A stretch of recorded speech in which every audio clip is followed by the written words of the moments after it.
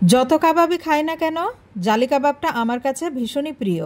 আর বানানো কিন্তু খুবই ইজি। যত রকম কাবাব আছে তার ভিতরে বোধহয় জালি কাবাবটা বানানোই সবচাইতে সহজ। আজকে বানিয়েছিলাম বিফ জালি কাবাব। চিকেন দিয়েও বানানো যায়, কিভাবে বানিয়েছিলাম একটু শেয়ার করব। নিয়েছিলাম 400 গ্রামের মতো গরুর মাংস। এটাকে কিমা করে নিয়েছি। এর ভিতরে স্বাদ মতো লবণ, একটু গোলমরিচের গুঁড়া, মরিচের গুঁড়া, তারপরে এখানে কাবাব মশলা, একটু কাবাব মশলা দিয়েছি, ধনেপাতা কুচি, পুদিনা পাতা কুচি, পেঁয়াজ কুচি, কাঁচামরিচ কুচি, পেঁয়াজের বেরেস্তা, টমেটো সস আর একটা ডিম দিয়ে দিলাম। আর নিয়েছিলাম এখানে 2টা পাউরুটির পিস। পানিতে ভিজিয়ে নিইনি, বরং আমি শুকনা করে একটু ভেঙে নিয়েছি। আর নিয়েছিলাম 2 চা চামচ টোস্ট বিস্কুটের গুঁড়া। ওটাও আমি ব্লেন্ড করে গুঁড়া করে সেটা এখানে ব্যবহার করেছি। খুব সুন্দরভাবে সব কিছু আমি মাখিয়ে নিব। সবগুলো মেশানো হয়ে গেছে। এখন ওই তো আমার ঘরে তৈরি ব্রেড ক্রাম্ব নিয়ে নিয়েছি, 2টা ডিম নিয়ে নিয়েছি। এখন আমি সবগুলো বল করে নিব। সবগুলো আগে বল করে নিব।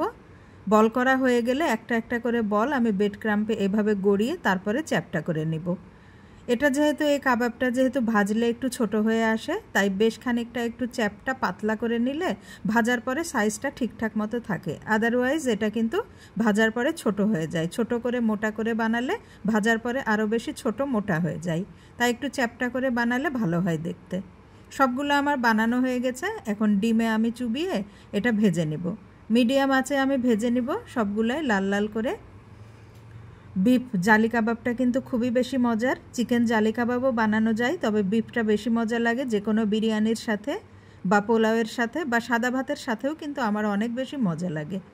খুবই ভালো লাগে খেতে। আপনারা অবশ্যই বাসাতে ট্রাই করবেন।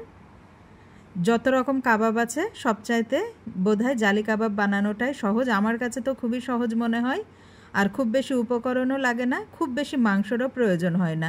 এই যে 400 গ্রাম মতো গরুর মাংসের কিমা দিয়ে আমি কিন্তু বড় বড় সাইজের 8টা বানিয়েছি। এটা যদি ছোট সাইজের করতাম আরও বেশি কিন্তু হতো। তো যাই হোক, এই তো আমার সবগুলো বানানো হয়ে গেছে। ভেজে আমি তুলে নিয়েছি। লোভনীয় জালি কাবাব দেখেন কতটা লোভনীয় লাগছে।